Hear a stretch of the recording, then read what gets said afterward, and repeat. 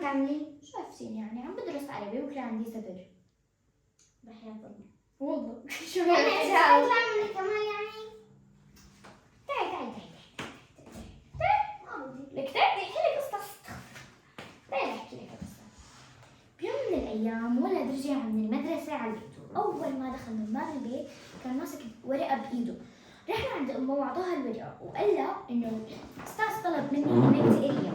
فأمه مسكت الورقة وقريتها وقالت له إنه مكتوب فيها ابنك عبقري جدا، ومشان هيك ما في أساتذة شاطرين مثله يدرسوه، والأستاذ طلب منك إنك أنت تقعد جنبي وأنا بنفسي رح درسك.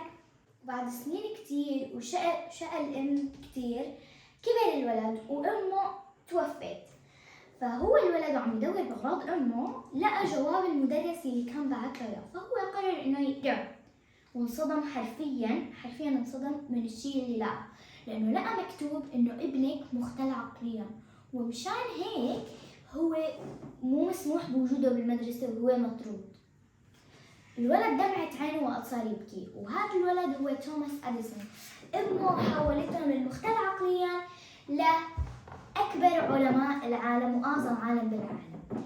وهو بعد وفاته طفوا الأنوار 5 دقايق ليكرموه، بس الحمد لله عنا بسوريا لهلا عم يكرموه. إيه والله.